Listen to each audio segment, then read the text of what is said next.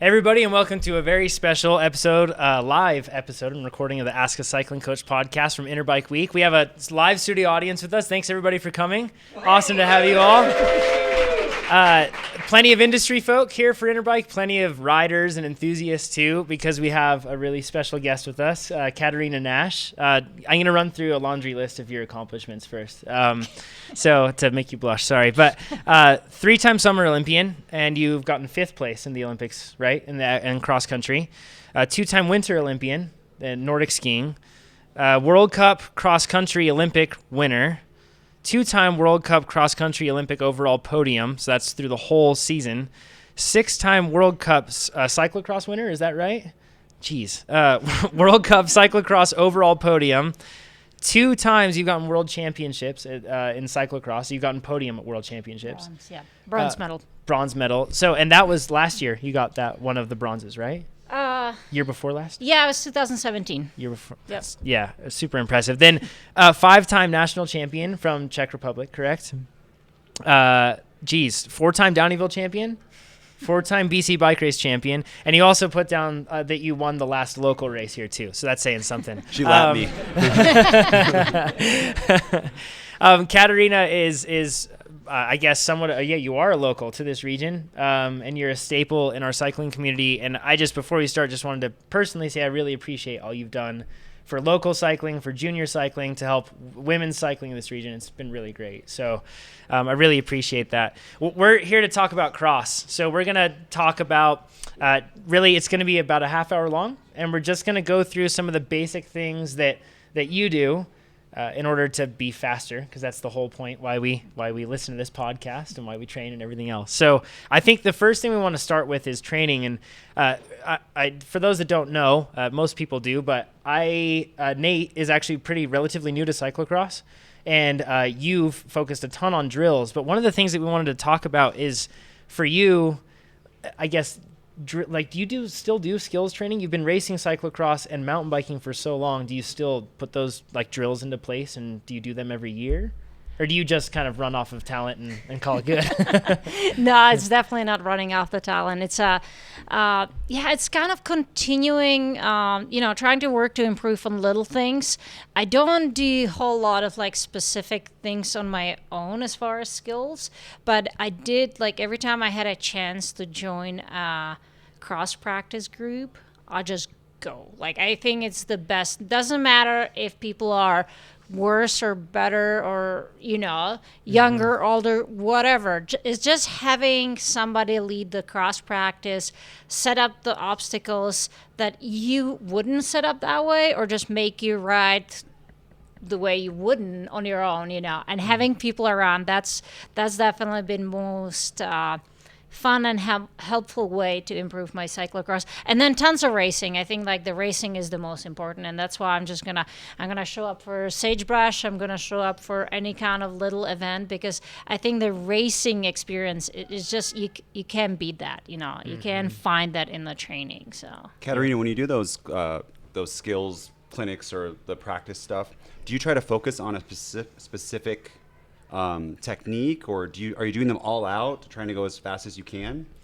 No, I don't really like the actual fitness training. It's never really part of that workout. If I'm working on my fitness, I'd probably be doing intervals on the road bike, or just kind of uninterrupted efforts somewhere, But if I try to improve my technique, which, I think the most important thing for me is just I try to ride all kinds of bikes. I'm not gonna be from now on just on my cross bike. I'm gonna go ride my big bike, go have fun on the mountain bike. I'm gonna do efforts on the road bike and just mix it up, because I think all these different bikes give you something, Mm-hmm. And I definitely, I've got good skills at this point, because I've ridden bike for a really long time, and I've raced bikes all kinds of disciplines for quite some time, But there are things like I don't know how to hop barriers, Like I've tried the little ones and I can kind of get over it, but like the standard UCI, I don't know how to do that, Same. But Same. Yeah. I haven't had the time, I race mountain bikes all summer, so I can't take chunk of time and just like practice that skill set. And I know I'm very efficient at running it, so at some point you just kind of like, all right, I'm not going to fit in that cool category, but maybe I can win the race, Yeah. So it's just kind of these games where you just like how much pressure you put on the skills versus the fitness versus just kind of being overall good cyclist, So why I asked that question too is I find that if I'm practicing something, everything's easy, but then at race pace, it's not easy anymore. Happens And fast. specifically too, when you passed me at the last cross race, in grass, like when I'm warming up, it's all easy and I take these great lines. And then at race pace, I blow the line. You know what I mean? Like at speed, I'm not turning enough. So can you give us any, and tomorrow's course is all grass. all grass with lots of turns. Can you give us any tips of like doing turns at speed in grass, both, because then we're going to have dry grass tomorrow and thick grass. Yeah, and I just came off the course, so I can confirm that the two different fields are very different. You have the nice green lush grass that just almost feels a little bit spongy. You're not feeling very fast, and those corners you're not really ripping them, but they're definitely your tires are working pretty nicely. And then you hit the dry and unmaintained field, and it's very slick. That dry grass is very, very slick. So now you have that to deal with, right? Like where one half of the course, you kind of have this cornering technique, but that doesn't really apply on the dry stuff. So my rule is almost like if I go out and I pre-ride, I try to kind of overdo it, like just go almost too fast and try to like really test it all out. Find the limits. Find those limits. Many times I find them through messing it up, that's how it works. But it's like every time I crash pre-riding or I kind of like do something silly, I'm like, awesome, because now I know. So do you crash pre-riding?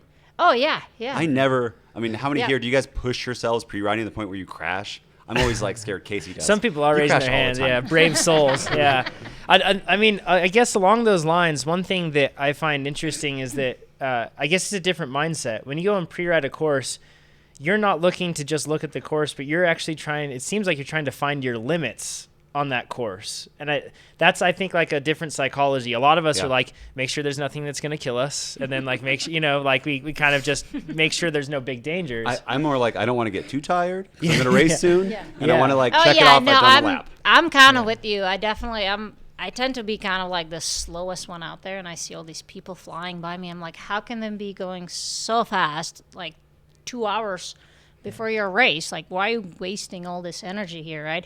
But there is these sections I'll definitely pick it up for corner. Like, I won't be pinning it on the straightaways, but I definitely, once I enter the technical stuff, I just want to know how it feels with speed, because I've been there so many times where you feel like you've got the pre-ride dialed, and then the race starts, and that's when we all every make race. mistakes. It falls apart.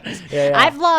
I've lost bronze medal at the World Championship because I blew a corner. Like it's part of the game. But I also feel like if you don't push it, you're not trying hard enough, and you're never gonna really succeed. You might succeed if you're very, very talented. For the rest of us, it's just like you have to push it, and sometimes it works out, sometimes it doesn't, and that's part of it. Yeah. So it's going to thick grass and dry grass. How do you choose a tire for a course where what kind of tire would you do in grass, and then how do you choose a tire for a course like tomorrow or in any normal course? So there's a lot of cornering tomorrow, but there's just a lot of grass riding, so I'm going with slick tires, like something that's just gonna roll the fastest for me, and then just kind of manage those tires in the corners. I might be a little bit slower, but I don't want to knobby tires tomorrow. So would you change pressure more or less than usual? I played with pressure a little bit, but I really kind of always end up somewhere between 18 to 20 psi, Yeah, which makes on sense. the cross bike for sure. Yeah. Now, I know you do a good amount of running as we get like into cross season. A lot of people ask us on the Ask a Cycling Coach podcast, like, should I start running? Like, if I'm going to do cyclocross, and they don't really know how to incorporate it. How do you use running to get ready for cross season? Do you just go out for really long runs, or do you like have hill repeats that you do, or I usually with your dogs, I know that much, but I don't have a super specific, like, I definitely have as a cross country skier, I have a good running background where I ran a lot back in the day. And so it's still easy to come back to it because I don't run a whole lot during the mountain bike season, but I do walk a lot. I have 2 dogs, and I probably walk somewhere between 8 to 12 hours a week. So that doesn't give me much time for running, or when you're riding a bunch and then you're walking a bunch. So the running is kind of, for me, it's more kind of sporadic. I definitely tried to run during the cross season, but I don't run more than 45 minutes, and I don't have a big routine. I tried to run once a week, but sometimes it's twice a week. So not a specific routine. It just kind of depends how the week is unfolding, and, and if my dogs are too rowdy or not. Because they don't want to chase the bike anymore. That's the problem. So with you have, I guess, going into, you do a lot of gravel races and more endurance focused races as well. And then you transition to cyclocross. Do you have like a marked change in your training, or you just kind of carry on, run off residual fitness, and kind of let that carry you through cross? How do you change your training up? It's kind of an interesting question, because going back to kind of that cross country skier background. So I don't know if you guys follow skiing, but there's anything from like 5K, 10K, 15K, 30K here and there. But a lot of it is like anywhere from 12 minutes to 45 minutes. That's kind of the bulk of the racing. And that's my comfort zone, right?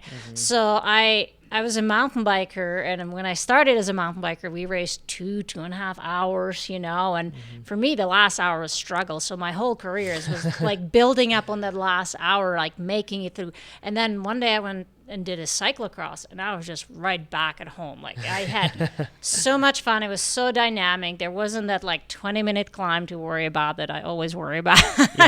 And so it really doesn't take a whole lot for me, especially if we race a little bit of short track here and there, or I come to Reno and do a crit or whatever that might be. It doesn't take too much for me to pick up that intensity, that speed. You built that for so many years. Because I built that for so many years. When I do get very specific about cross, which is typically on my usual year, if I'm like splitting my time between mountain biking and cyclocross, I would race a bunch in the fall, but do the miles, get the miles in so I can be a good mountain biker next spring. And then if I was going to compete at the World Championship, I would dedicate my training specifically to cross, like starting December and January. I would definitely do shorter intensity. And the one session that kind of works for me is like 6 times 3 minutes all out. Those kind of workouts get me up to speed very quickly. Yeah, that makes sense. That brings about a quick response. Yeah, VO2 max. Let's get into, I guess, the nutrition side of things. Yeah. Because it's got to be totally different than what you do for a cyclocross race versus a long endurance race like an Epic Rides race, right? Do you are you carb loading, or are you focusing on eating more as you get up closer to a cross race, or do you not really care since it's such short duration? So cross is kind of tricky because a lot of our cross racing is like mid-afternoon or early afternoon, sometimes evening, and the digestion for such a short effort is crucial, right? Like, nobody wants to go out there and kind of feel their breakfast or lunch. Or lose it. Stuff like that. So with the early afternoon races, it's kind of hard. I just essentially do breakfast. So I feel like part of the winter I'm just like skipping lunches altogether, and then like you get through the race, and if I feel hungry, I'll do, Cliff Bar or gel or something like that quick energy which will carry you through that cross race. Like, And you that's don't like need just before the race? that just before the race, yeah. Yeah. And then I always rely heavily on electrolyte drink. Like, I really like to drink enough electrolytes leading up to whether it's mountain bike race or cross race. Just hydrating helps you with drug testing right after. You don't have to sit there for hours, which comes in handy. We don't have that problem. People don't really care to drug test us. They don't think we're doping. So very little food leading up to cross race. I'll just have later breakfast and then kind of survive. I don't like recommend that to everybody. Like, you don't want to go into the race starving, but I just worry about having too much food in my stomach and not digesting. Nate had that for this sure. year at the state TT champs. Yeah, I threw up in my mouth. Yeah, he lost it. It was bad. Another story. Very bad, yeah. What do you eat for breakfast? I'm very traditional, like just granola, yogurt, fruit, I try not to, like, once you start traveling around the world, you can't always have your perfect breakfast and this and that, So I just try to stick with something simple that works and you can find it anywhere in the world, Like, for the longer events, definitely, if you can have some eggs or something like that, that seems like to be a good one. But yeah, just simple. What about the night before, like a longer cross-country race? What would you eat for dinner? Like before, like the Carson City off-road, something like Right, that. Yeah. yeah. 50-mile. I don't want to go to bed like feeling too full, like even leading up to these big events. Like, essentially, I don't want to overload my stomach, so I won't be eating any like tons of meat, Yeah. But I'm not like, I grew up in Europe with that whole like pasta thing, and I hardly ever eat pasta because I just ate too much of it. Yeah. So, but I'll go for rice and kind of simple kind of meals that are easy digestible and just have enough of it. But once again, like I've it's always good to test it, and I've like kind of tested everything over the years. I've done the heavy meat or the big pasta, or like I just hate to go to bed super full, So I don't change my like strategy that much. I just eat whatever's kind of sufficient amount. Or if you're leading to a bigger race, then you're like, oh yeah, I'll have definitely dessert or two, or Nice. And that's fine. Yeah. But once again, like, I think the breakfast important, and definitely the nutrition during the event, and the hydration is, especially for long mountain bike races, crucial. What about in general? Do you have any like philosophies about how you should eat just day to day to be a high level athlete? Do you stay away from like McDonald's and stuff, or do you eat whatever you want? No, I don't go to McDonald's, but it's not Really? because like Pro tip there. Yeah. I mean, I've been there before. Trust I've been me. there before. But no, I'm like very healthy eater, but like very balanced. Like, I don't have any dietary restriction. I'm lucky not to have any allergies. I just eat what tastes good, Like, I think that's the most important thing. And I like I said, I just tested what kind of works for me, what doesn't. I don't read the calories. I don't add up any of that. That sounds amazing, right? Just see how I want to win championships. I trust Cliff Bar that their product is good enough and gives me what I need, and I like what they make. So that's been great, because like their electrolyte drink works really well. I hate to admit, but I don't do any recovery drinks. I think I just had a bad experience one day, and I was like, I'm done. So I'll go always for food after big event. Like, I'll find food, and if there's no good food, I'll go for whatever food, like it happens. But yeah, I don't know, just very normal, balance, good food. You'll do desserts sometimes, and oh yeah. No, I have balance in that whole thing too. Okay. Like, it's just I don't know. I feel like if you like skip too many things, then you just want them more. And I drink wine pretty much all the time. Well, not like all the time. not right now, but like I don't have too many days that I skip a glass of wine. So it's just very normal balance. Yeah. Healthy. That's healthy. Approach. Yeah, for sure. I want to get into the pacing aspect of cyclocross. So I haven't been training for like 3.5 months, right? And tomorrow we have a 4-lap short race.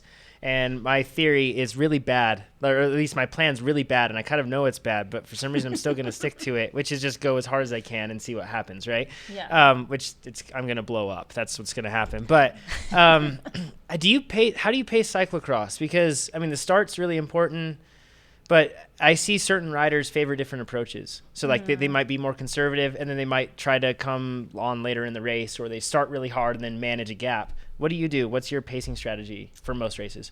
Well, cyclocross is tricky because, like you said, it's like the start is crucial, and then, we don't have, like, the women's racing is somewhere between, like, should be 40 minutes, so let's say 40 to 50 minutes, but sometimes it's 38, and so it's relatively short, and my problems always has been, like, and as I get older, it's even more apparent. It's that first 2 minutes, It's just people can go so fast, but sometimes you can't get around the traffic. It's crucial to be up there. So I try to hang on to those 20-year-old speedy kind of superpower, and some might call them young and foolish, right? Yeah, because they're going too hard. And then so I know after like 2-3 minutes, like my endurance kicks in, and then I'm fine. I don't really have to like worry about the pacing that much. But the starts are getting harder and harder, and people are definitely speeding away from me, and sometimes I claw my way back, and sometimes I don't. But yeah, I mean, mountain biking, I definitely struggled with that early on. It was just the pacing took me a little bit longer to figure out because we're talking an hour and a half, 2 hours, Yeah. And it was good for an hour, and then the rest was,